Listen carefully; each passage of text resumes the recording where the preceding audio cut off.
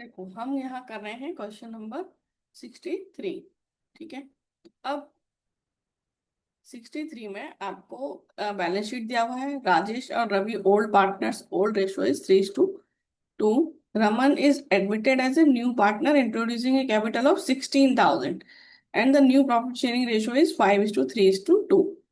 यहाँ तक तो ठीक है। फिर उसके बाद Raman is unable to bring in any cash for goodwill. वो गुडविल के लिए कैश नहीं आया, तो जो उसका शेयर है गुडविल का उसको हम रमन के करंट अकाउंट में डेबिट करेंगे। So it is decided to value the goodwill on the basis of Raman share in the profits and the capital contributed by him. तो रमन का शेयर और रमन का कैपिटल। ठीक है। तो रमन्स कैपिटल कितना है? 16,000। रमन्स कैपिटल 16,000 और रमन्स का शेयर है 2/10। तो कैपिटल ऑफ द फर्म क्या होना चाहिए? 16,000 मल्टीप्लाइड बाई 10 डिवाइडेड बाई 2, सो 80,000। अब इसमें से हम कैपिटल माइनस करेंगे, लेकिन तीनों की। तो तीन कौन कौन से पार्टनर हैं? Rajesh, Ravi and Raman. So Rajesh, Ravi and Raman. तो राजेश और रवि का कैपिटल कितना है? 29,000, 15,000 और 16,000।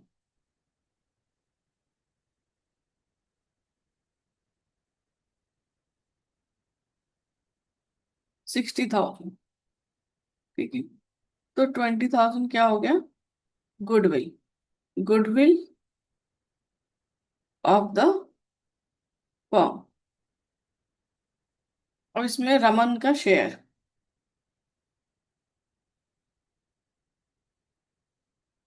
Raman share in goodwill 20,000 multiplied by 2/10, 4,000। ठीक है। अब इसका हम सेक्रीफाइसिंग रेशो निकालेंगे। Sacrificing ratio, old ratio minus new ratio. तो ओल्ड था हमारे पास 2:3:2।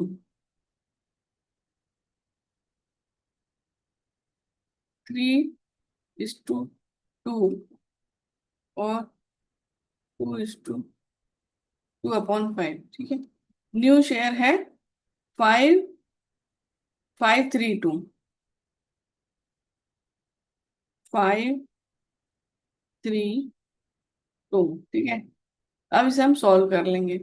सो 2:2, 6 - 5 डिवाइडेड बाई 10, 1/10। और ये 2 से भी इसको करेंगे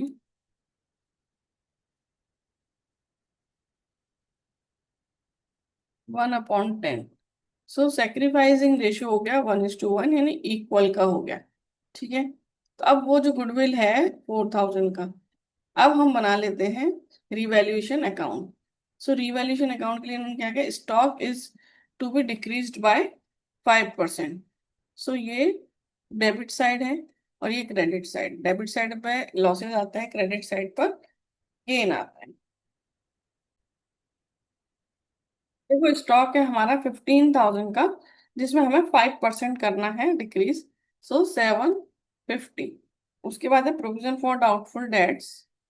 to provision for doubtful debts. Doubtful debts हमें 500 रुपीज तक रखने हैं, लेकिन हमारे पास ऑलरेडी 400 है, तो ये आ जाएगा 100 रुपीज। और उसके बाद है furniture to be decrease by 10%। Furniture है 5,000 का, तो उसको हमें 10% से करना है, तो वो आ जाएगा 500। और बिल्डिंग इज वैल्यू एट 40,000, तो बिल्डिंग 35 का है, तो बिल्डिंग का वैल्यू इंक्रीज हो रहा है 5,000 से। अब हम इसमें देख लेंगे gains. So 5,000 minus 750 minus 100 minus 500। ये आ गया gain 3650. So to profit transfer to Rajesh capital और टू रवीज कैपिटल 3650.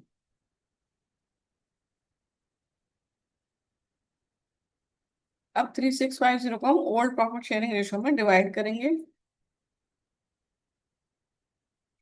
तो 2190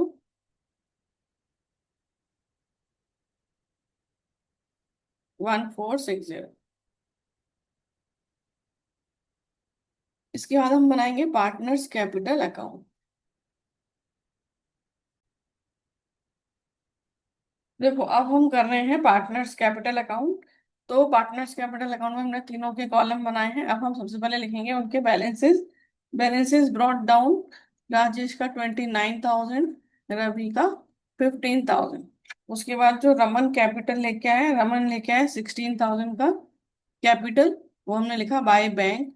फिर वो जो गुडविल था जो हमने ऊपर कैलकुलेट किया था, वो रमन शेयर इन गुडविल 4,000, तो वो उसके करंट अकाउंट को हम डेबिट करेंगे. और इनके कैपिटल अकाउंट हमारे क्रेडिट हो जाएंगे. राजेश और रवि के 4,000 का हमने उसके गुडविल का शेयर निकाला है और वो इक्वल रेशो में डिवाइड होने वाला है. सो 2,000 और 2,000. ठीक है. उसके बाद रिवैल्यूएशन का प्रॉफिट है हमारा. रिवैल्यूएशन का प्रॉफिट आएगा 2190 और 1460. ठीक है. ये रिवैल्यूएशन का प्रॉफिट हो गया. अब इसमें ना तो बैलेंस शीट में कुछ ऐसा है गुडविल या एडवर्टाइजमेंट सस्पेंस या जनरल जो हमें पार्टनर्स को देना है. और हमने रिवैल्यूएशन दे ही दिया, गुडविल दे ही दिया, कैपिटल कर दिया. तो आई थिंक ऑल डन. देखो यहाँ पर गुडविल का कैलकुलेशन करते समय हमारी मिस्टेक भी है.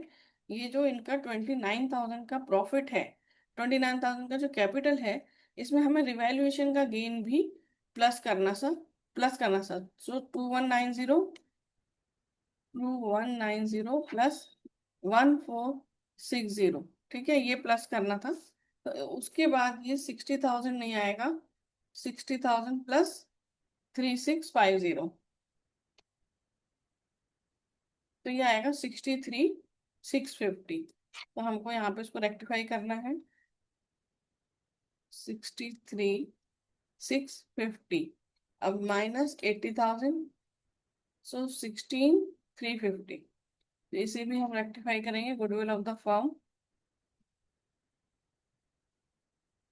16,350. अब ये जो गुडविल आई 16,350, उसको हमने 2/10 करना है.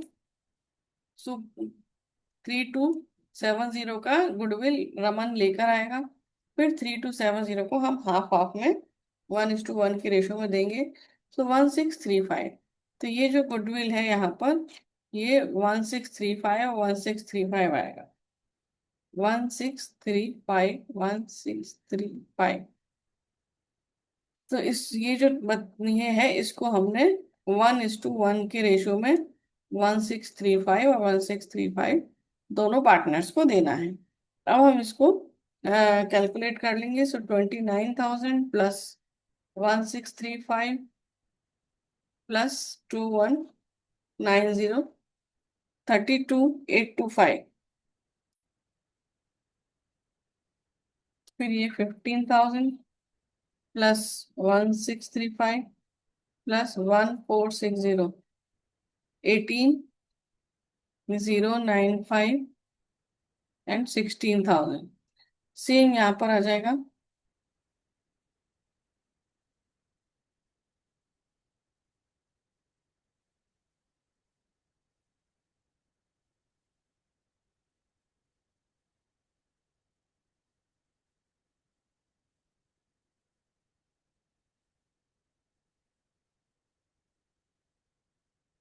वो बैलेंस कैरिड डाउन 32,825 18,095 16,000.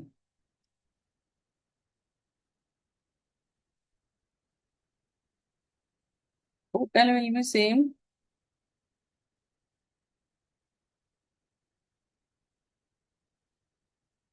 अभी देखो हम इनके कैपिटल अकाउंट्स बनाएंगे। तो यहाँ कैपिटल अकाउंट्स, तो रमन,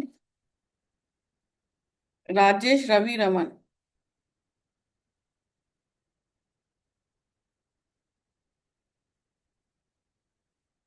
सो 32,825, 18,095, 16,000।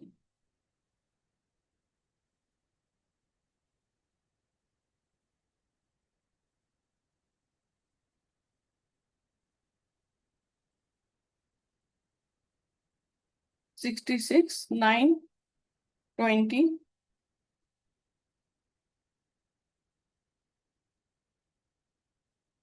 और देखो इसमें क्या है, क्रेडिटर्स,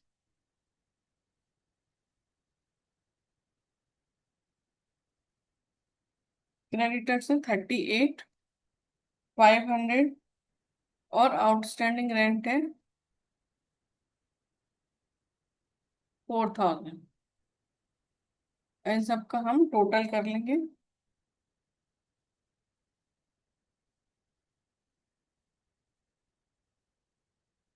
1,09,420।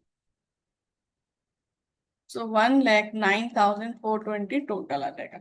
फिर इस साइड देखेंगे हम कैश। कैश है हमारे पास 2,000, और वो कैपिटल का लेके आया है 16,000। ठीक है, उतना ही लेके आया वो रमन्स कैपिटल। सो 18,000। फिर है स्टॉक। स्टॉक 15,000 का है, और उसको हमने डिक्रीज किया था 5% से। तो 14,250। स्टॉक के बाद है prepaid insurance, will be same 1,500। Debtors 9,400, लेकिन इसको हमने इंक्रीज किया था 500 तक। So less provision for doubtful debts, तो ये हो जाएगा 8,900। मशीनरी 19,000, मशीनरी में हमने कोई चेंज नहीं किया है। फिर है बिल्डिंग 35,000, उसको हमने कर दिया 40,000। फिर है फर्नीचर, फर्नीचर 5,000, जिसको हमने डिक्रीज किया 10% से। सो 4,500। और एक इसमें आएगा रमन्स करेंट अकाउंट। तो ये गुडविल वाला है, जो गुडविल वो लेके नहीं आए, तो हमने रमन के करंट अकाउंट को डेबिट किया है 3,270 से। अब इसका भी टोटल कर लेते हैं। सो 18,000 plus 14,250 plus 1,500 plus 8,900 plus 19,000 plus 40,000 plus 4,500 plus 3,270, 1,09,420। सो हमारा बैलेंस शीट मैच हुआ, answer is correct. All good.